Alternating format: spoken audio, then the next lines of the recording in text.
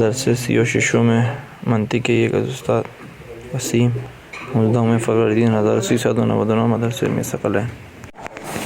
بسم اللہ الرحمن الرحیم وبہ نستعین انہ خیر ناصر و معین۔ اچھا، ہماری گفتگو کل جزئیے اضافی کے بیان میں تھی، مطلب بیان کر لیا تھا میں نے، عبارت رہتی ہے، اس عبارت کو جلدی میں پڑھوں تاکہ آج کا بحث پڑھے۔ دیکھیں، ایک مرتبہ پھر تکرار کر رہا ہوں، جزئی کے دو اطلاق ہیں، یا دوسرے لفظوں میں کہیں کہ جزئی کے بارے میں علم منطق میں دو اصطلاحات ہیں۔ ایک اصطلاح کو کہتے ہیں جزئی اضافی اور ایک اصطلاح کو کہتے ہیں جزئی حقیقی۔ جزئی حقیقی سے مراد یہ ہے کہ وہ مفہوم کہ جو ایک سے زیادہ پر صادق آنے کی صلاحیت نہ رکھتا ہو۔ جزئی اضافی اس مفہوم کو کہتے ہیں کہ اس میں یہ چیز نہیں ہے کہ ایک ایسا مفہوم جو ایک سے زیادہ پر صادق آنے کی صلاحیت نہ رکھتا ہو، نہ، بلکہ یہ جزئی ہے ایک اور مفہوم کی نسبت سے، ایک ایسے مفہوم کے ساتھ اس کی نسبت دیں جو اس سے زیادہ وسعت رکھتا ہے، ایک ایسا مفہوم جو اس مفہوم سے زیادہ دائرہ رکھتا ہے۔ اب جب آپ اس مفہوم کو اس کی نسبت سے دیکھیں گے تو یہاں پر کہا جائے گا جزئی اضافی، چاہے وہ خود کلی ہو، فرق نہیں پڑتا۔ یہاں پر آغا مظفر نے ایک مثال دی تھی خط کے بارے میں، کہا کہ دیکھیں آپ کے سامنے دو طرح کی خط ہیں، ایک خط مستقیم اور ایک خط منحنی۔ بذات خود خط مستقیم ایک کلی مفہوم ہے، درست ہے، خط مستقیم یعنی سیدھی لکیر ایک کلی مفہوم ہے۔ سیدھی لکیر جو یہاں پر آغا الیاس بنا رہا ہے، وہاں پر آغا سید سجاد بنا رہے ہیں، یہاں پر بورڈ پر میں بنا رہا ہوں، یہ سب پر سے کرتا ہے، درست ہے۔ اسی طریقے سے خط منحنی ٹیڑھی جو لکیر ہے، خوب یہ بھی ایک کلی مفہوم ہے، ٹیڑھی لکیر کوئی بھی بنائے، آغا سلمان بنائے، آغا مجتبیٰ بنائے، آغا موسیٰ بنائے، کوئی بھی بنائے، صحیح آغا۔ لیکن ان دونوں کو ہم مطلق خط کی نسبت سے دیکھیں، اس کی نسبت سے یہ جزئی ہے، کیونکہ مطلق خط اعم ہے، چاہے وہ خط مستقیم ہو چاہے وہ خط منحنی ہو۔ تو اب خط مستقیم اور خط منحنی کو اگر مطلق خط کی نسبت سے دیکھیں گے جزئی اضافی ہے۔ اصلاً یہ اضافی یعنی مقایسے ہی، کسی کے ساتھ نسبت دیتے ہوئے، مقایسہ کرتے ہوئے، وہاں پر کہا جاتا ہے۔ یہ آپ انشاءاللہ بلاغت میں بھی مفہوم پڑھیں گے کہ انشاءاللہ اگر آپ نے پڑھا ہے تو ٹھیک ہے، اگر نہیں پڑھا تو انشاءاللہ پڑھیں گے کہ حصر کی بحث ہے۔ ایک مرتبہ ہم کہتے ہیں حصر اضافی ہے، اور دوسری مرتبہ کہتے ہیں حصر حقیقی ہے، درست ہے۔ یہ بات آپ ادبیات میں پڑھیں گے، آپ سنتے ہیں ایاک نعبد، حصر ہے کہ ہم فقط تیری عبادت کرتے ہیں، خود یہ حصر حقیقی ہے کہ ہم فقط خدا کی عبادت کرتے ہیں، کسی اور کی بندگی کرنے کی اجازت نہیں ہے، کوئی بھی ہو۔ دوسری مرتبہ آپ کہتے ہیں حصر اضافی ہے، آغا ہمارے جتنے بھی بزرگان ہیں، مثلا مقام معظم رابری، آغا سیستانی حفظہم اللہ، آیت اللہ العظمیٰ، بہت سارے لوگ کہتے ہیں کہ بھئی آیت اللہ العظمیٰ تو امیر المومنین کا لقب ہے، آیت اللہ العظمیٰ، آیت اللہ العظمیٰ خدا نے متعال کی سب سے بڑی نشانی، وہ تو امیر المومنین ہے۔ ما للہ آیت اکبر منی، مولا فرماتے کہ مجھ سے بڑی کوئی آیت نہیں ہے، تو پھر آپ ان کو آیت اللہ العظمیٰ کیوں کہتے ہیں؟ ہم کہتے ہیں کہ بابا یہاں پر اضافی ہے، جو ان سے کم علم والے ہیں ان کی نسبت سے ہم ان کو کہتے ہیں، ان کی نسبت سے جو ان سے کم ہے، نہ کہ امیر المومنین سے مقایسہ کرتے ہوئے، نہ کہ ائمہ اطہار سے مقایسہ کرتے ہوئے، ان کی طرف تو ناظر ہی نہیں ہے۔ یہ جو آپ کہتے ہیں اضافی، یہ اضافی مفہوم بہت ساری جگہوں پر آتا ہے۔ تو اسی طریقے سے ہم یہاں پر جزئیت کے بارے میں بھی یہ کہتے ہیں کہ بابا جزئیت کبھی کبھار ایک اور مفہوم کی نسبت سے ہے، ایسا مفہوم ہے جو ان سے زیادہ وسعت رکھتا ہے. خوب اب اس سے زیادہ توضیح دینے کی ضرورت نہیں ہے، کل بھی زیادہ بیان کر چکے ہیں. بیان کریں، آپ کیا فرما رہے تھے؟ کس کی نسبت سے وسعت؟ یعنی بذات خود کم تر ہو یا اور کی نسبت سے؟ تو جزئی اضافی بھلے کم تر باشه اون وقت میشه جزئی اضافی دیگه. اگر انسان نسبت به حیوان وسعتش کمتره خب دیگه میشه جزئی اضافی. استاد جس طرح سے ہم نے جزئی کی اصطلاحات پڑھی، کلی کی بھی اس طرح سے اصطلاحات ہیں. ہم کہہ سکتے ہیں اگر یہ جزئی اضافی ہے تو اگلا جو ہے وہ کلی اضافی ہوگا. جس طرح زید ہم نے نہ وہاں پر یہ اصطلاح نہیں، وہاں پر یہ تقسیم نہیں، نہ وہاں پر نہیں. وہاں پر دوسری اصطلاحات ہیں، مثلا جیسے آج پڑھیں گے کلی، متواتی، مشکک اور چیزیں. خب کل عبارت کہاں تک پڑھی تھی؟ پہلا پیراگراف پڑھا استاد، اس کے بعد دوسرے کی 4 لائن. خب میں ربط بحث کے لیے صرف جلدی میں پڑھتا ہوں. الجزئی الاضافی، الجزئی الذی تقدم البحث عنہ یسمى الجزئی الحقیقی وہنا اصطلاح آخر للجزئی. یہاں پر ایک اور اصطلاح بھی ہے جزئی کے لیے، یقال لہ الجزئی الاضافی، اس کو جزئی اضافی کہا جاتا ہے. کیوں اضافی کہتے ہیں؟ لِإِضَافَتِهِ إِلَى مَا فَوْقَهُ، یہ اشارہ کر رہا ہے اس کی وجہ تسمیہ کی طرف. جزئی اضافی کو جزئی اضافی کیوں کہتے ہیں؟ اس لیے کہ اس کی نسبت ہوتی ہے اپنے ما فوق سے، جو اس کے اوپر ہے اس کی نسبت سے جزئی ہے. وَمَا ذَلِكَ قَدْ يَكُونُ كُلِّيًّا، خوب اپنے اوپر والے کی نسبت سے جزئی ہے، اگرچہ بذات خود کبھی کبھار وہ کلی بھی ہوتی ہے. اوپر والے کی نسبت سے جزئی ہے لیکن اگرچہ بذات خود کبھی کبھار کیا ہے؟ کلی بھی ہے. کب؟ وَمَا ذَلِكَ قَدْ يَكُونُ كُلِّيًّا إِذَا كَانَ أَضْيَقَ دَائِرَةً یا أَضْيَقَ دَائِرَةٍ مِنْ كُلِّيٍّ آخَرَ کہ أَوْسَعَ مِنْهُ، جب یہ جزئی اضافی دائرے کے لحاظ سے مضیق تر ہو، من کلی آخر ایک اور کلی سے، کہ اوسع من ہو جو اس سے کیا ہے؟ وسیع تر ہے. حالانکہ کی ضمیر قد یکون کلیاً، کلیاً کی طرف بھی پلٹا سکتے ہیں کہ اس کلیاً سے مراد وہی جزئی اضافی ہے. توضیح ہو، مطلب کی وضاحت. انک تجد ان الخط المستقیم مفہوم کلی منتزع من عدت افراد کثیرہ. اگر آپ دیکھتے ہیں، پاتے ہیں کہ یہ جو خط مستقیم ہے ایک مفہوم کلی ہے جس کو بہت سارے افراد سے کیا گیا؟ انتزاع کیا گیا. وتجد، اور یہ بھی آپ دیکھتے ہیں اور پاتے ہیں کہ ان الخط المنحنی ایضا مفہوم کلی، خط منحنی بھی ایک مفہوم کلی ہے. منتزع من مجموعۃ افراد اخرى، کہ اس کو آپ دوسرے افراد کے مجموعے سے نکالتے ہیں. افراد یعنی جن پر صادق آئے وہ خط مستقیم. یہ جتنی خطوط مستقیم نکالتے ہیں وہ افراد ہیں ان کے، جتنی خطوط منحنی نکالتے ہیں وہ ان کے افراد ہیں.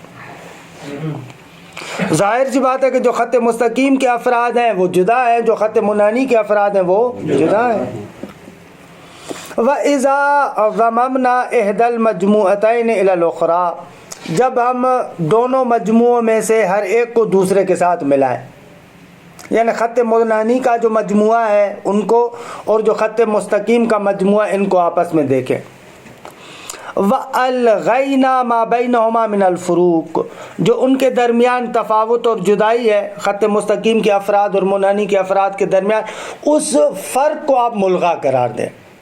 ٹھیک ہے، آپ دیکھیں کہ مشترک کس چیز میں مشترک ہے؟ خط ہونے میں. استقامت اور انحناء کو ملغا قرار دے رہے، درست ہے. ننتزع مفہوما کلیا اکثر سعۃ من المفہومین الاولین، فرماتے ہیں کہ پھر آپ ایک مفہوم کلی کو انتزاع کرتے ہیں کہ جو ابتدائی دونوں مفہوموں سے زیادہ وسعت رکھتا ہے.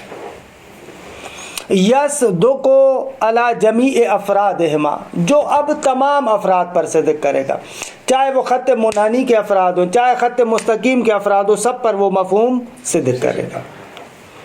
وہ کون سا مفہوم ہے؟ وَهُوَ مفہوم الخط، وہ مفہوم خط ہے.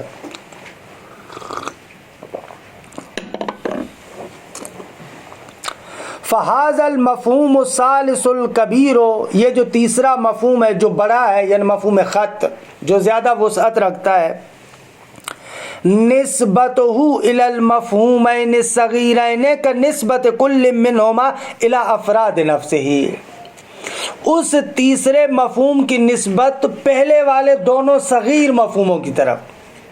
تیسرا مفہوم یعنی خط مطلق، خط، اور جو دو مفہوم صغیر ہیں یعنی خط مستقیم اور خط منحنی، کہتے ہیں اس خط والے مفہوم کی نسبت مفہوم خط مستقیم اور مفہوم خط منحنی سے وہی نسبت ہے جو خط مستقیم کی اپنے افراد سے ہے اور خط منحنی کی اپنے افراد سے ہے.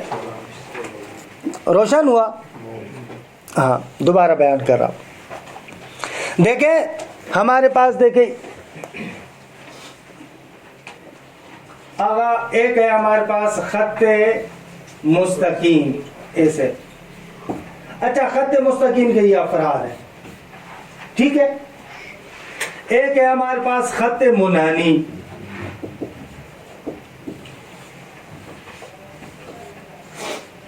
فرض کریں خط منحنی کے افراد ہیں. ایک ہے مطلق خط. کہہ رہے اس خط کی نسبت ان دونوں مفہوموں کے ساتھ اسی طریقے سے ہے جیسے خط مستقیم کی نسبت اپنے ان افراد کے ساتھ اور خط منحنی کی نسبت ان افراد کے ساتھ ہے. روشن ہوا مطلب؟ یہ کہنا ہے.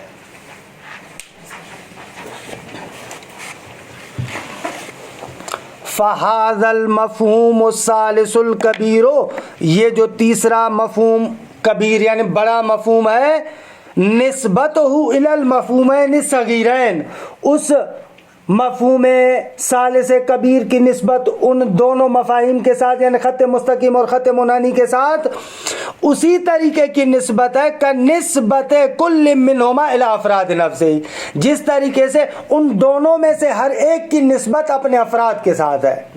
جیسے خط مستقیم کی نسبت اپنے افراد کے ساتھ، خط منحنی کی نسبت اپنے افراد کے ساتھ ہے، اسی طریقے کی نسبت خط کی خط مستقیم اور منحنی سے ہے. روشن ہوا گا؟ خوب. فَكَمَا كَانَ الْفَرْدُ مِنَ الصَّغِيرِ بِالْإِضَافَةِ إِلَى الصَّغِيرِ نَفْسِهِ جُزْئِيًّا فَالْكُلِّيُّ الصَّغِيرُ أَيْضًا بِالْإِضَافَةِ إِلَى الْكُلِّيِّ الْكَبِيرِ كَالْجُزْئِيِّ مِنْ جهة النِّسْبَةِ. اگر دیکھیں خط مستقیم کے جو افراد ہیں، یہ جو خط مستقیم کا یہ فرد ہے، یہ فرد ہے، یہ خط مستقیم کا فرد اس خط کی نسبت سے جزئی ہے نا، یہ فرد اس خط مستقیم کی نسبت سے جزئی، یہ فرد اس خط مستقیم کی نسبت سے جزئی. کہتے ہیں جس طریقے سے خط مستقیم کے افراد خط مستقیم کی نسبت سے جزئی ہے، اسی طریقے سے خط مستقیم خط کی نسبت سے جزئی ہے. روشن ہوا؟ ایسے ہی خط منحنی بھی. فَكَمَا كَانَ الْفَرْدُ مِنَ الصَّغِيرِ، جس طریقے سے جو صغیر کا فرد ہے، بِالْإِضَافَةِ إِلَى الصَّغِيرِ نَفْسِهِ، بذات خود صغیر کی نسبت سے، درست ہے. جزئیاً کان الفرد جزئیاً، جزئیاً خبر ہے. جس طریقے سے صغیر کا فرد بذات خود صغیر کی نسبت سے جزئی ہے، فالکلی الصغیر ایضا بالاضافۃ الی الکلی الکبیر کالجزئی. درست ہے آقا؟ تو جو کلیہ صغیر ہے یعنی خط مستقیم، وہ بھی کلیہ کبیر کی نسبت سے یعنی مطلق خط کی نسبت سے کل جزئی، جزئی کی مانند ہے. من جہت نسبت، نسبت کے اعتبار سے. اضافے کے لحاظ سے دیکھیں نا، خط مستقیم خط کی نسبت سے گویا کہ جزئی ہے، حقیقت میں کلی ہے، حقیقت میں خود کلی ہے، لیکن اس کی نسبت سے گویا کہ جزئی ہے نا.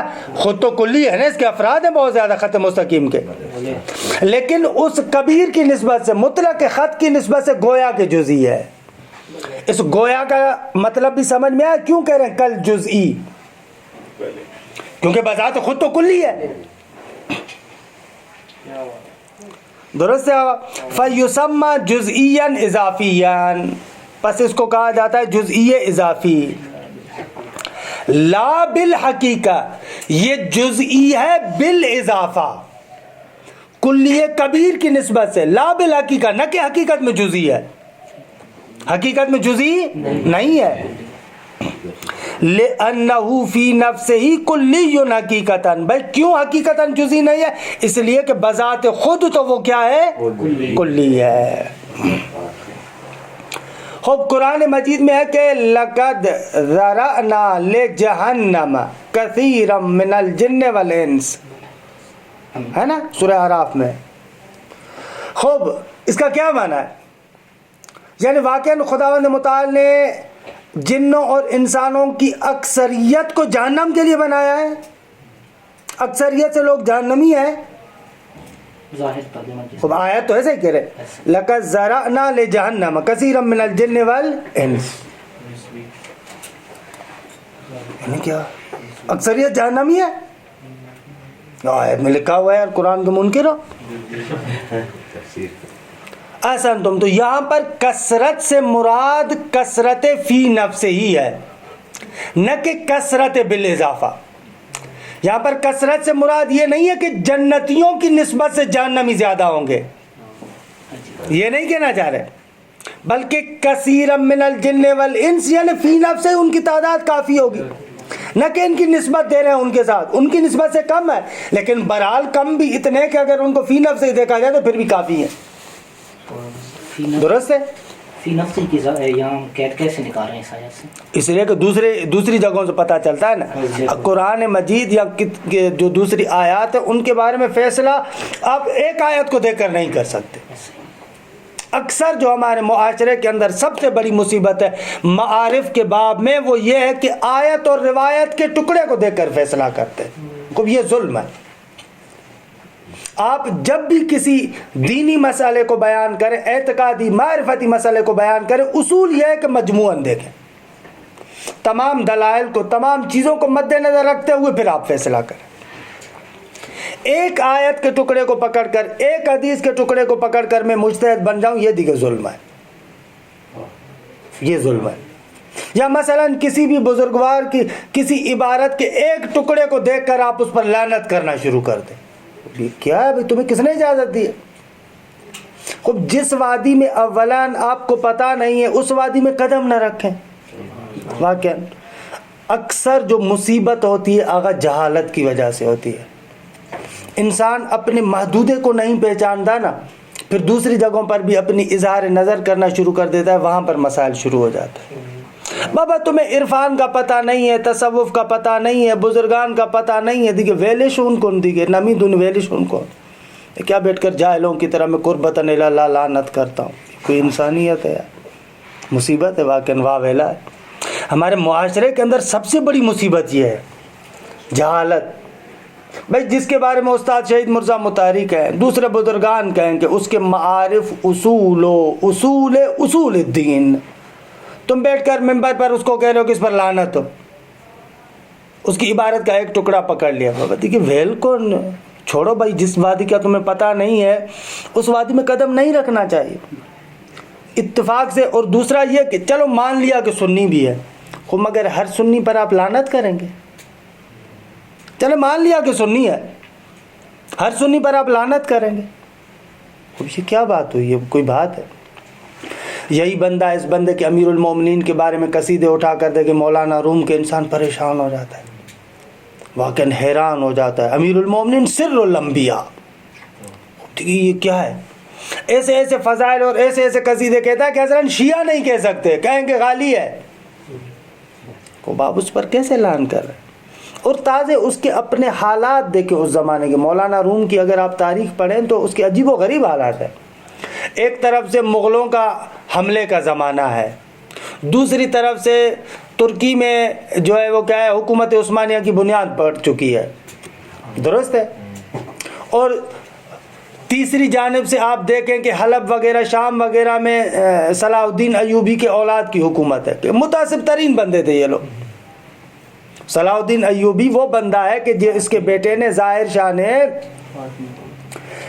फातिमियों की हुकूमत को सलाउद्दीन वगैरह ने ख़त्म किया, और ये ख़ुद इसका बेटा जो ज़ाहिर शाह है उसने शेख इशराक को बहुत फजी तरीके से हलब के अंदर शहीद किया था। शेख इशराक 37 या 38 साल की उम्र में बेचारा शहीद किया गया। बहुत बड़ी शख्सियत थी। कि इमाम खुमैनी भी असरार वो जो है क्या नाम है कश्फुल असरार में उसकी तारीफ़ करते हैं। मुल्ला सदरा उसकी तारीफ़ करते हैं कि एक शिया फ़लसफ़ी बेहतरीन, उस बेचारे को किस फजी तरीके से एक ऐसे ताखाना था उसके अंदर डाल दिया और बाहर से दरवाजे बंद कर दिए, चुनवा दिया, ऐसे न पानी न कुछ, उधर भूख प्यास के साथ इस तरीके से बेचारा शहीद हो गया, यानी गोया कि जिंदा दरगोर कर दिया। ऐसे लोगों के दरमियान ऐसी हुकूमत और ऐसे लोगों के दरमियान ये लोग रह रहे हैं, तो आप भाई उनसे क्या तवक्को रखते हैं? और उसके अगर आप इमामत के बारे में बयानात देखें फ़नी तरीके से, तो ऐसे बयानात जो सुन्नी सोच नहीं सकते। अभी उस्ताद मरहूम मिसबाह यज़दी रहमतुल्लाह अलैह, उनके मुअस्सिसे ने एक किताब चाप की है कि एक वहाँ का शागिर्द है जिसने डॉक्टरेट का पायानामा थीसिस लिखी है इंसान कामिल मौलाना रूम की नज़र में। आप उसको देखें, कसम से आपको ऐसे लगेगा जैसे किताबुल उसूल काफ़ी के किताबुल हुज्जत की शरह पढ़ रहे हैं।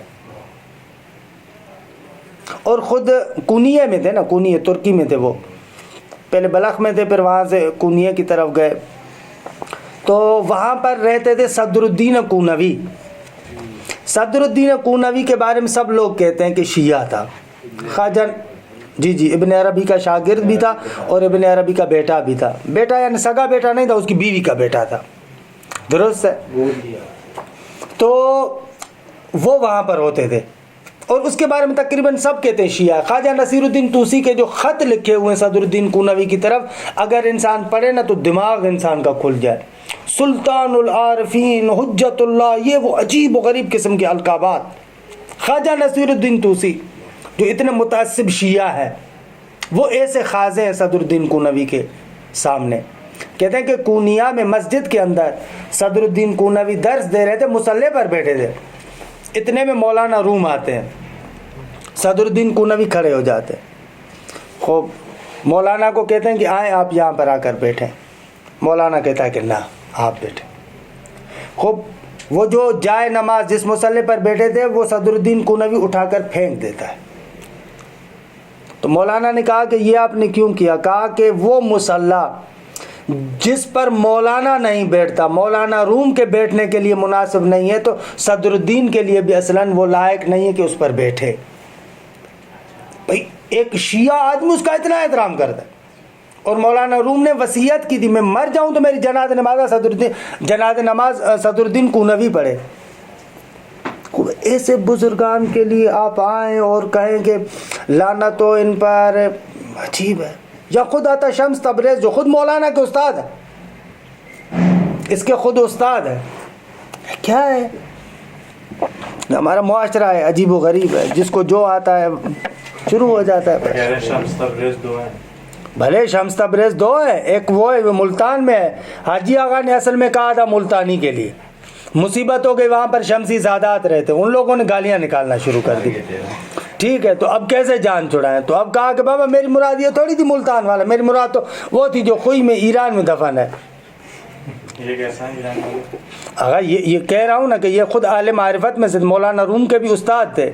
और जिस किताब के बारे में कहते हैं मकालात शम्स, जिसका इन्होंने हवाला भी दिया हुआ है, अव्वलन तो वो किताब उसकी अपनी लिखी हुई नहीं है, बाद वाले लोगों ने उनके बयानात के नाम पर जमा किया हुआ है, उसकी अपनी किताब नहीं है। सानियन उसी किताब के अंदर देखे अमीरुल मोमिनीन के कितने फ़ज़ाइल लिखे हुए हैं। पता नहीं किसी कोई ऐसा जुमला लिख दिया है, या फ़र्ज़ करें अगर उसका अपना भी हो, भाई हम ये तो नहीं कह रहे कि वो शिया हसन आशरी है, लेकिन अगर अमीरुल मोमिनीन के बारे में फ़ज़ाइल बयान करता है दूसरे तीसरे, ये वो उसके अपने हालात का पता नहीं है, तो आप उसको क्यों बुरा भला कह रहे हैं? और मज़े की बात यह कि वो शाह साईं हमारे जो ना शाह अब्दुल लतीफ़ बिठाई, उनको कहते हैं रहमतुल्लाह अलैह। उनकी ज़िंदगी ये थी कि कहते हैं कि शाह साइन के एक हाथ में कुरान होता था और एक हाथ में मसनवी, पूरी ज़िंदगी ऐसे गुजरी। अपने आप को मौलाना रूम का शागिर्द कहलाते थे, मुरीद कहलाते थे। और भाई तुम मुरीद को कहते हो रहमतुल्लाह अलैह, उसके मुर्शिद पर लान कर रहे हो, ये क्या है ना? वक़दल जुज़ियुल हकीकी आगा इसी तरीके से जुज़िए हकीकी है। मिन जिहत इज़ाफ़त ही इलल कुल्ली, इसको कुल्ली की निस्बत से देखें। जुज़इये हकीकी भी कुल्ली की निस्बत से जुज़इये इज़ाफ़ी बन सकती है, मुश्किल नज़र है, दुरुस्त है। इलल कुल्ली अल्लज़ी फ़ौक़हू युसम्मा जुज़ई, अल्लज़ी फ़ौक़हू उस कुल्ली की निस्बत से जो इसके ऊपर है। वकज़ल जुज़इयुल हकीकी मिन जिहत इज़ाफ़त ही युसम्मा जुज़इयन इज़ाफ़िय्यन, इसको भी क्या कहते हैं? जुज़इये इज़ाफ़ी कहते हैं। वहाकज़ा कुल्लु मफ़हूमिन बिल इज़ाफ़त इला मफ़हूमिन अवसा मिन्हु दाइरतन। आगा बिल्कुल दिगे फ़हमीदीम चरा इनका तो तोज़ीमी दिए। और इसी तरीके से हर मफ़हूम जब उसको उस मफ़हूम की निस्बत से देखा जाए जो उससे वुसअत के लिहाज से बड़ा है, तो उस मफ़हूम को आप जुज़ई इज़ाफ़ी कहेंगे। फ़ज़ैदुन मसलन जुज़इयुन हकीकियुन फ़ी नफ़्सिही, बज़ाते खुद फ़कत ज़ैद को देखें जुज़ई हकीकी है, लेकिन वह जुज़इयुन इज़ाफ़ियुन बिलक़ियास इलल हैवान, उसको हैवान की निस्बत से देखें जुज़ई इज़ाफ़ी है, इंसान की निस्बत से देखें जुज़ई इज़ाफ़ी है। वकज़ल हैवान बिलक़ियास इलल जिस्मिन नामी, अगर इबारत ऐसे करते तो बहुत अच्छा था। जुज़इयुन इज़ाफ़ियुन बिलक़ियास इलल इंसान, वकज़ल इंसान बिलक़ियास इलल हैवान, वकज़ल हैवान बिलक़ियास इलल जिस्मिन नामी, ऐसे होता तो इबारत बेहतर थी, दुरुस्त है। व जुज़इयुन इज़ाफ़ियुन बिलक़ियास इलल हैवान, वकज़ल हैवान बिलक़ियास इलल जिस्मिन नामी, यहाँ पर क़ियास यानी निस्बत, दुरुस्त है। वल जिस्मुन नामी बिलक़ियास इला मुतलक़िल जिस्म, दुरुस्त है। और चले जाएं व जिस्मुल मुतलक़ बिलक़ियास इलल जौहर, ऐसे। इज़न युमकिनु तारीफ़ुल जुज़इय्यिल इज़ाफ़िय्य बिअन्नहु, बस मुमकिन है कि आप जुज़इये इज़ाफ़ी की यूँ तारीफ़ करें। अल अख़स्सु मिनश शै, किसी शय से अख़स हो, या जी बल मिन शैइन, किसी भी चीज़ से क्या है अख़स, ज़ैद इंसान की निस्बत से अख़स, जुज़ई इज़ाफ़ी। या यूँ भी कि अल मफ़हूमुल मुज़ाफ़ इला मा हुवा अवसअ मिन्हु दाइरतन, दुरुस्त है आगा, वो मफ़हूम कि जिसकी निस्बत दी जाए एक ऐसे मफ़हूम की तरफ जो उससे दायरे के लिहाज से वसी हो, मुज़ाफ़ या निस्बत दी जाए। खूब आगा तमाम शुद्ध, ये कल का दर्स था। आज का दर्स यह है कि कुल्ली को तकसीम करते हैं एक लिहाज से कुल्ली मुतवाती और कुल्ली मुशक्किक की तरफ। इस मतलब को समझे, ये मतलब सबसे ज़्यादा खूबसूरत तरीके से, हालांकि यहाँ पर भी मुनासिब है, लेकिन सबसे ज़्यादा खूबसूरत तरीके से मंतिक़े मंजूमा में है। मंतिक़े मंजूमा में, शरह मंजूमा की जो जिल्द अव्वल है यहाँ पर मौजूद है, अगर आप देखना चाहें तो उसका सफ़ा नंबर बनेगा 120, वहाँ पर अशआर हैं। फिर बाकायदा तरीके से अगर आप कुल्ली मुतवाती और मुशक्किक की बात को देखें 125 नंबर सफ़े पर आगा हसन ज़ादे आमूली की तस्हीह के साथ यहाँ पर 5 जिल्दों में शरह मंजूमा है। शरह मंजूमा आगा अहम तरीन किताबों में से, ये शरह मंजूमा हाजी यानी मुल्ला हादी सब्ज़वारी की लिखी हुई है। ये एक दौरा है कि जो मंतिक से आगाज़ होता है, फ़लसफ़े पर ख़त्म होता है, फ़लसफ़ा भी है। पहला हिस्सा इसका मंतिक के बारे में, दूसरा हिस्सा इसका फ़लसफ़े के बारे में। जो जिल्द अव्वल है वो मंतिक के बारे में। पहले किसी ज़माने में यहाँ पर ये एक जिल्द में छपी थी, वो जो पुरानी चाप होती है। फिर इसकी तस्हीह करके तालीकों के साथ आयतुल्लाह हसन ज़ादे आमूली हफ़ज़हुल्लाह ने 5 जिल्दों में इसको छाप, कि बहुत अच्छे अच्छे तालीकात हैं। आगा की तस्हीह के एतबार से जो हमारे पास यहाँ पर पड़ी हुई है 5 जिल्दों में से जो पहली जिल्द है उसका सफ़ा नंबर 125, दुरुस्त है। वहाँ पर बस यहाँ से शुरू होती है गौसुन फिल मुतवाती वल मुशक्किक, درست ہے. شرح منظومہ میں بہت اچھی بات ہے. یہاں پر بھی اصل مطلب کو بیان کرتا ہوں، پھر عرض کرتا ہوں کہ کیوں شرح منظومہ میں اچھی بات ہے، اشارتاً ذکر کرتا ہوں. دیکھیں کلی متواتی اور مشکک کا معنی کیا ہے.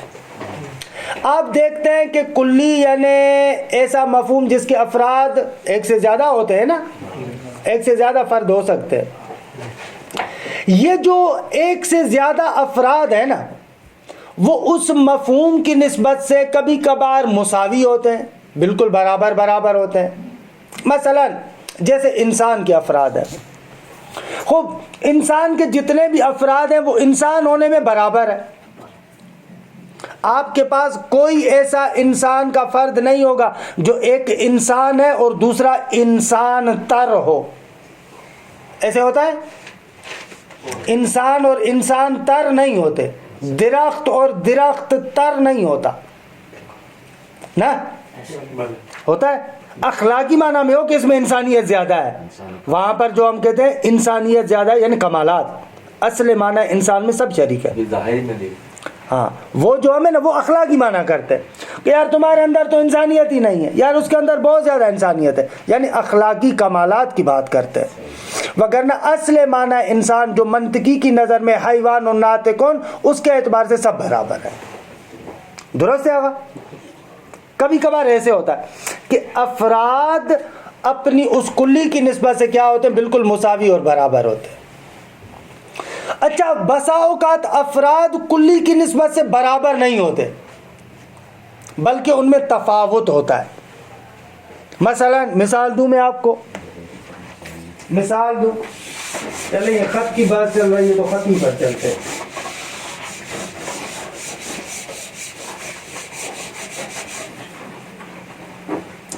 دیکھیں ایک خط مستقل، درست ہے،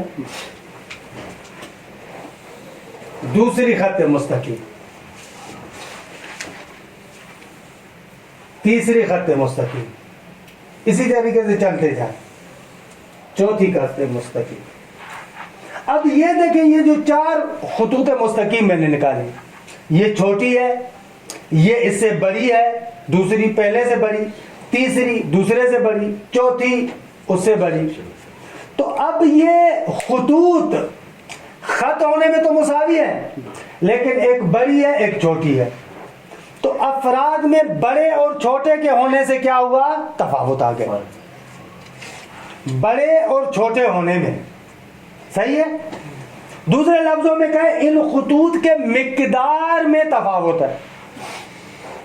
ایک خط ہو سکتا ہے آدھے میٹر کی ہو، ایک خط ہو سکتا ہے مکمل 1 میٹر کی ہو، ایک خط ہو سکتا ہے 2 میٹر کی ہو، ایک خط ہو سکتا ہے مثلا 4 میٹر کی ہو. ایسے ہو سکتا ہے یا نہیں ہوتا؟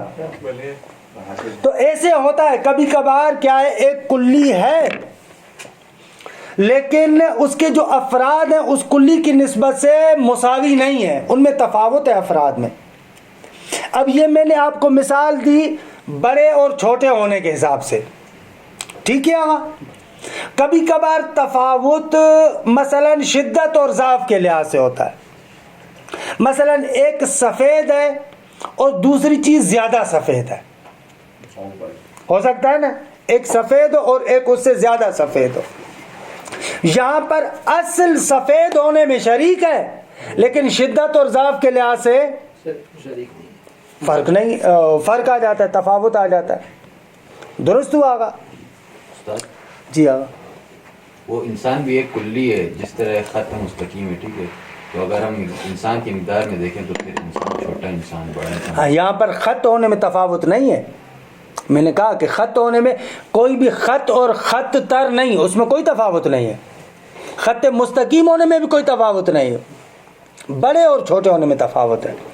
انسان میں بھی ایسے ہو سکتا ہے، انسان میں کوئی تفاوت نہیں ہے، بڑے اور چھوٹے ہونے میں تفاوت ہو سکتا ہے، اس میں کوئی شک نہیں. بڑے اور چھوٹے ہونے میں مقدار کے لحاظ سے تفاوت آ سکتا ہے. بھلے یہ دونوں مثالیں دونوں جگہ چل سکتی ہیں، دونوں چل سکتی ہیں، بالکل بالکل بالکل چل سکتی ہیں. خوب، یہاں سے یہ سمجھ میں آیا کہ وہ کلی جو اپنے افراد کی نسبت برابر برابر صدق کرے اسے کہیں گے کلی متواتی. اور وہ کلی جو اپنے افراد پر برابر برابر صدق نہ کرے اسے کہیں گے کلی مشکک.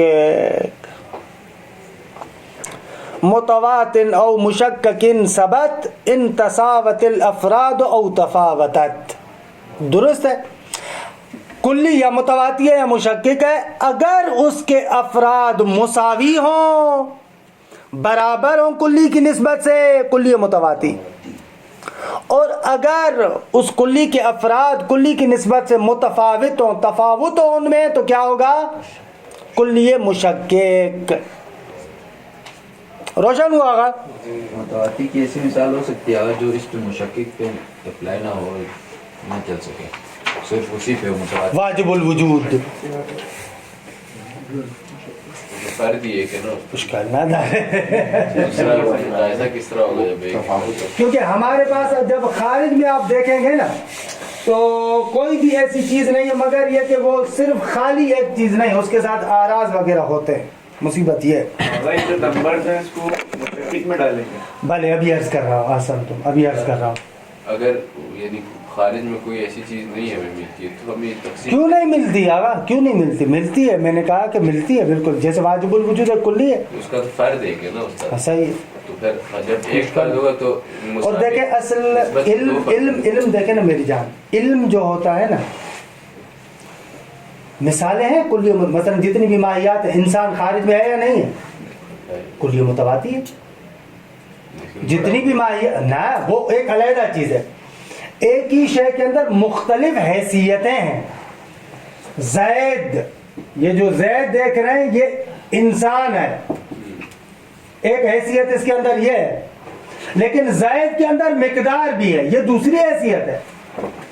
جس حیثیت سے انسان ہے یہ جوہر ہے، جس حیثیت سے یہ مقدار رکھتا ہے یہ عرض ہے، کم ہے. مشکل نہ ہے. مثالیں خارج میں بہت زیادہ ہے، لیکن ہمیں چاہیے کہ ہم ان کے حیثیتوں کو جدا کریں. اصلاً علم یہی ہے.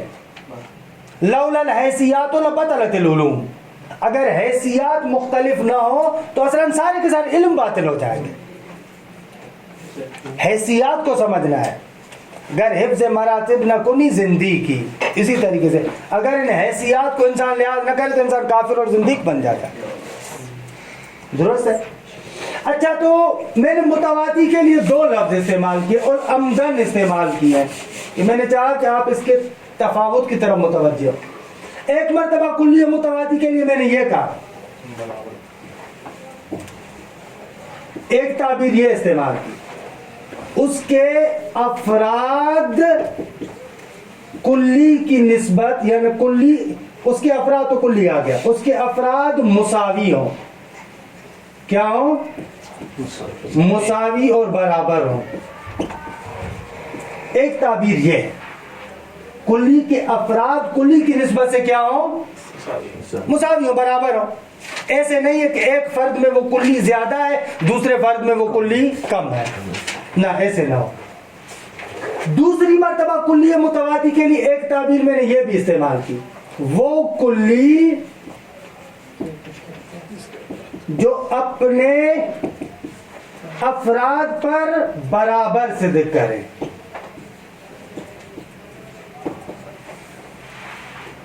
دو تعبیریں استعمال، کلی متواتی کے لیے دونوں تعبیرات استعمال کرتے ہیں. اگر کوئی بندہ ان دونوں تعبیروں کا فرق بیان کرے 5 لاکھ نام نہیں پہنچتا، یعنی ناممکن ہے اس کے اوپر 1 ملین نام. ایک دفعہ خود کلی کے حساب سے دیکھ رہے ہیں آپ، ایک دفعہ افراد تو معلوم ہے ایک مرتبہ کلی کے حساب سے دیکھ رہے ہیں، دوسری دفعہ فرد کی. کیوں دیکھ رہے ہیں؟ ایک میں صدق کی بات نہیں آ رہی ہے، اوپر اس تعریف میں نیچے صدق کرے یہ لازمی ہے.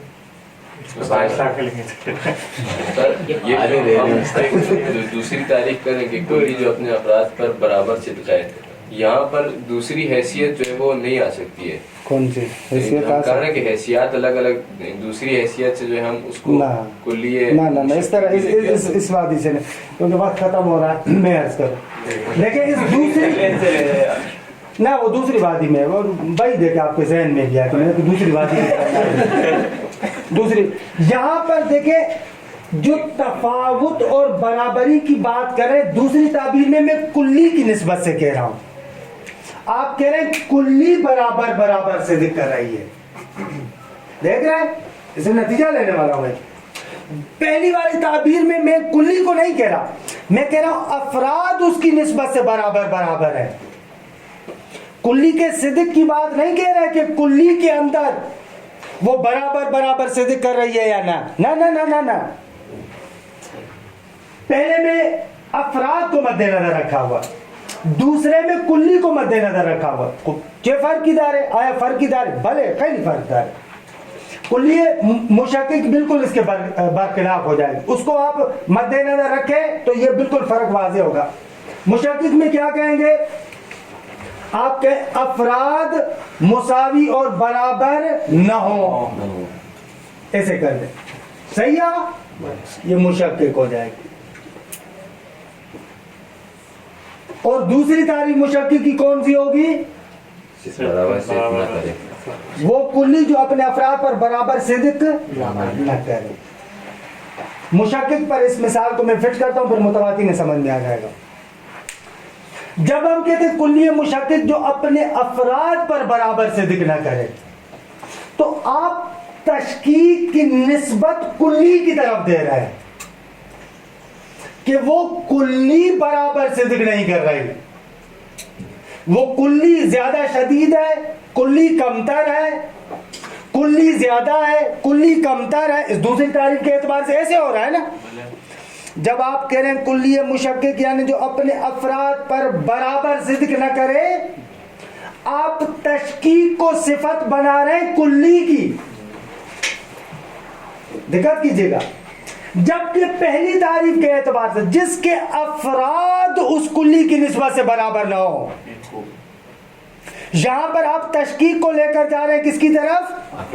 افراد کی طرف. تو حقیقت میں تشکیک افراد میں ہے یا کلی میں ہے؟ دونوں تعریف میں افراد میں. کلی میں اگر تشکیک ہوگی تو پھر کلی الگ الگ ہونا شروع ہو جائے گی. کلی میں تشکیک ہوتی ہی نہیں ہے. مفہوم میں تشکیک نہیں ہے. حقیقت میں سفید سفید ہے, زیادہ سفید اور کم سفید یہ فرد ہے. یہ افراد ہیں کہ جو زیادہ سفید ہیں اور کم سفید ہیں. اما کلی سفیدی کے سفید ہے. ایسے تو نہیں ہے کہ مفہوم سفید ذہن میں جو کلی سفید ہے وہ یوں بڑا ہو جائے اور دوسرا مفہوم کلی سفید یوں کمتر ہو جائے. اصل میں وہ افراد ہوتے ہیں جن کے اندر یہ تشکیک پائی جاتی ہے. یہ بھی فرد کی نسبت سے کم یا زیادہ ہوگا. اگر یعنی ایک فرد ہو خالی تو اس کو آپ کیسے کہیں گے کہ زیادہ سفید ہے؟ یعنی صرف نہ, وہاں پر وہ علیحدہ بات, وہ صحیح, وہاں پر درست ہے بات. آپ کی بات وہیں پر آئے گی جہاں پر افراد زیادہ ہوں. درست ہے, یہ تو ٹھیک ہے, یہ درست ہے. لیکن میں اور نقطے کی طرف متوجہ کر رہا ہوں کہ تشکیک وہ جو تعریف ہے کہ جس میں افراد اس کی نسبت سے مساوی ہوں یا افراد مساوی نہ ہوں, یہ تعریف دقیق تر ہے. اسی لیے مرحوم حاجی نے جو شرح منظومہ میں تعریف کیا وہ اسی نقطے کو بیان کیا ہے. متواتن او مشککن ثبت ان تساوت الافراد او تفاوتات. اگر افراد مساوی ہوں یا افراد متفاوت ہوں. درست ہے آغا؟ یہاں پر آغا نے بھی یہی کہا ہے, آغا نے بھی کہا ہے. لیکن معمولاً یہ دو تعبیرات استعمال کرتے ہیں, اس کے فرق کی طرف وہ متوجہ کم ہوتے ہیں. اس کا تفاوت یہ ہے, ظریف فرق ہے کہ عبارت کو دیکھیں ابھی ہے اس کے اندر مطلب ہے کچھ انشاءاللہ. اچھا, المتواتی والمشکک, متواتی اور مشکک. خوب مشکک جو کلی ہوتی ہے آغا, ایک نقطہ, مثلا نور شدید ہوتا ہے, ضعیف ہوتا ہے, متوسط ہوتا ہے. سورج کا نور ہے, چاند کا نور ہے, ستاروں کا نور ہے, آپ کی لائٹ کا نور ہے. اس میں شدت و ضعف ہے یا نہیں ہے؟ اچھا, جہاں پر بھی تشکیک ہے وہاں پر سارے کے سارے افراد پر وہ مفہوم کلی صدق کرتا ہے. سب نور ہیں, سب کے سب کیا ہیں؟ سب کے سب نور ہیں. سب پر نور ہونا کیا آتا ہے؟ صادق آتا ہے. لیکن ایک دوسرے سے فرق کرتے ہیں یا نہیں کرتے؟ وہ زیادہ شدید ہے، وہ کمتر ہے، وہ کمتر ہے، وہ کمتر ہے. خوب. تو یہاں پر یہ جو لفظ استعمال ہوتا ہے نا، لفظ مراتب، یہ لفظ مراتب وہاں پر ذکر ہوتا ہے جہاں پر وہ افراد ایک کلیہ مشکک کے افراد ہوں. دقت کریں. ہاں، ایک کلیہ مشکک کے جو افراد ہیں نا، ان کے لیے آپ لفظ کہتے ہیں مراتب ہے ان کے. یہ لفظ مراتب وہاں پر استعمال کرتے ہیں. مثلا ہم کہتے ہیں کہ عصمت کے مختلف مراتب ہیں. بھائی حضرت آدم سے لے کر حضرت خاتم تک جتنے بھی انبیاء ہیں سب کے سب معصوم ہیں. آپ کہتے ہیں عصمت کے مراتب ہیں. یعنی کیا؟ یعنی عصمت ایک کلیہ مشکک ہے. جیسے نور ایک کلیہ مشکک ہے. ایک نور سورج کا ہے، دوسرا نور چاند کا ہے، دوسرا نور مثلا ستاروں کا ہے. سب نور ہونے میں شریک ہے، لیکن اس نور کی شدت اور ضعف میں کیا ہے؟ تفاوت ہے. ایسے حضرت آدم سے لے کر خاتم تک سب کے سب انبیاء عصمت رکھنے میں شریک ہے، لیکن ہم کہہ رہے ہیں عصمت کے مراتب ہیں. ایک مرتبہ شدیدہ ہے کہ جو حضرت ختمی مرتبت کے لیے. خوب. ایک عصمت کا نچلا درجہ ہے کہ مثلا جیسے حضرت آدم کے لیے. تو یہ لفظ مراتب اصلا وہاں پر استعمال کرتے ہیں جہاں پر وہ افراد ایک کلیہ مشکک کے ہو. ایک کلیہ مشکک کے ہو یعنی ایک ایسی شے ہے جو سب میں مشترک ہے، لیکن وہ جو سب کے اندر مشترک ہے اس کے مختلف مراتب ہیں. اصلا لفظ مراتب یہاں پر استعمال ہوتا ہے. لفظ کلیہ مشکک استعمال کرنا اس تعریف کے حساب سے غلط نہیں ہوگا؟ نہ، صحیح ہے، صحیح ہے، صحیح ہے. اسی کلی کی نسبت سے، کیونکہ اصل اس کلی کی نسبت سے یا مساوی ہے یا مساوی نہیں ہے، متفاوت ہے. یہ مسئلہ اتنا خوبصورت مسئلہ ہے اصلا وجود کے بارے میں. مرحوم صدرہ کہتے ہیں کہ وجود ایک شیء مشکک ہے، حقیقت مشکک ہے. حضرت حق خدا کا بھی وجود ہے، آپ کا بھی وجود ہے. بھائی وجود ہونے میں سب شریک ہے، اما ان کو جا و ان کو جا. وہ شدید ترین مرتبہ ہے، آپ ضعیف ترین مرتبہ ہے. درست ہے. خدا کا علم بھی ہے، آپ کا علم بھی ہے، اما ان کو جا و ان کو جا. درست ہے، روشن ہے. خوب بالا جی یہ وقت تمام ہو رہا ہے، عبارت نہیں پڑھی ہے. خوب چلیں، دو منٹ دیں، 2 منٹ دیں بھلا مجھے. اگر عبارت نہیں پڑھنی تو 2 منٹ دیں. یہ جو تفاوت ہے، یہ تفاوت کتنے طریقوں سے ہو سکتا ہے؟ جو آپ کہہ رہے افراد کلی کی نسبت سے متفاوت ہوتے ہیں، عبارت نہیں پڑھ رہا. یہ تفاوت کتنے طریقوں سے ہو سکتا ہے؟ ہاں مثلا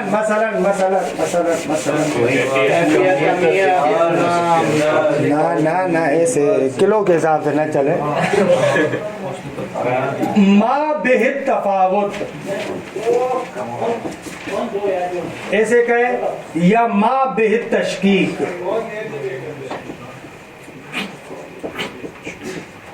جس کے ذریعے سے تشکیک ہوتی ہے وہ تفاوت ہے. خوب. ایک تفاوت تو چلے میں آپ کے ساتھ چلتا ہوں، اقدمیت اور آخریت کے لحاظ سے ہے. اقدمیت یعنی پہلے، آخریت یعنی بعد. آغا سید سجاد کے والد بزرگوار آغا سے پہلے تھے زمان کے اعتبار سے. خب آغا زمان کے اعتبار سے کیا ہے؟ بعد. بس یہ بھی ایک طرح کا تفاوت ہے، وہ پہلے ہے، یہ بعد میں ہے. صحیح ہے؟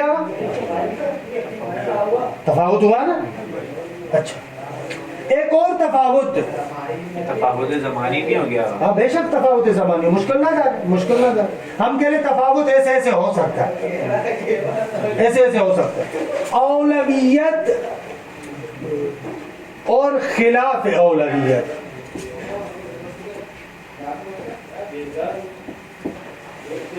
ایسے بھی ہوتا ہے. علت معلول کی نسبت سے اولا ہے وجود کے لحاظ سے. علت معلول کی نسبت سے کیا ہے؟ وجود کے لحاظ سے اولویت رکھتی ہے. بھائی اگر علت کا وجود نہیں ہوگا تو معلول کا وجود کیسے ہوگا؟ اگر معلول موجود ہے تو علت بطریق اولا موجود ہونی چاہیے. بس یہ ایک تفاوت ہے اولویت اور خلاف اولویت کے لحاظ سے، یہی تفاوت ہے. اچھا ایک اور تفاوت ازیدیت و انکسیت. درست ہے؟ اللہ لکھتے جائے نا میری جان. صحیح. یہ زیادہ ہے اور یہ کم ہے. جیسے عرض کیا میں نے، یہ خط مثلا 1 میٹر زیادہ ہے آدھے میٹر سے. ازیدیت اور انکسیت، ازیدیت اور انکسیت. پتہ چل رہا ہے کہ ماشاءاللہ کتنا ہم سر بول رہے ہیں. ٹھیک ہے. ازیدیت اور انکسیت، ایک زیادہ ہے اور ایک کم ہے. زیادہ اور کم یہ مقدار کے مورد میں ہوتا ہے نا. اچھا ایک اور مابعد تفاوت ہے وحدت اور کثرت کے لحاظ سے. ہاں عدد میں ہوتا ہے. 3 کے عدد سے 4 بڑا ہے، یہ زیادہ ہے، یہ کم ہے. نہ وہ مقدار میں 1 میٹر 2 میٹر، یہ بڑا ہے یہ چھوٹا ہے. یہ تعداد ہے. احسن تم بارک اللہ، بہت اچھی طرح. یہ تعداد کے لحاظ سے آپ کریں. مقدار تعداد نہیں، مقدار. انشاءاللہ پڑھیں گے فلسفے میں کہ کم کی 2 قسمیں، یا کم میں متصل ہے یا منفصل ہے. کم میں متصل یا کم میں متصل میں وہاں پر 2 کم میں متصل وہاں پر عرض کریں گے، یا کم میں منفصل ہے. کم میں متصل جہاں پر مقدار ہو، اتنی مقدار. کم میں منفصل یعنی عدد. تو یہ جو ازیدیت و انکسیت ہے یہ مقدار میں ہے، کم میں متصل میں ہے. اور یہ جو وحدت اور کثرت تعداد ہے یہ کم میں منفصل میں ہے. درست ہے؟ البتہ یہ تفاوت کتاب میں ہے. ہاں یہ استاد اس کو تھوڑا سا سمجھا دیں وحدت اور کثرت. کثرت کے لحاظ سے، تعداد کے لحاظ سے. تعداد کے لحاظ سے بھی تفاوت ہوتا ہے نا. 3 بھی عدد ہے، 4 بھی عدد ہے. عدد ہونے میں شریک ہے لیکن وہ زیادہ ہے وہ کم ہے. اصل عدد ہونے میں دونوں شریک ہیں. 3 بھی عدد ہے. ہاں یہ کثرت والا ہے، وحدت اور کثرت. وحدت کو مٹا دے، کثرت ہی فقط لکھ دیں، مشکل نہ جائے. تعداد لکھ لیں جو بھی آپ کہیں. درست ہے؟ خوب دیکھیں 3 بھی عدد ہے، 4 بھی عدد ہے. 2 منٹ فقط، آپ کی تکلیف کو سمجھ رہا ہوں کہ بہت لگ ہے لیکن 2 منٹ فقط. خوب ایک تفاوت ہوتا ہے شدت اور ضعف کے لحاظ سے. ہاں درست ہے نا؟ شدت اور ضعف، یہ شدت اور ضعف کیف میں ہوتی ہے نا، کیفیت میں. یہ زیادہ شدید ہے، یہ کم تر ہے. وہ جدا ہے، وہ تأثیر تدریجی.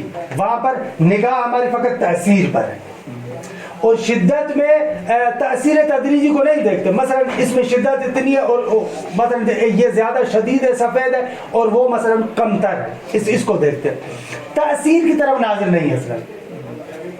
خوب آخری آپ کہہ سکتے ہیں شدت کی جگہ پر لفظ لے کر ہے اتم، تام.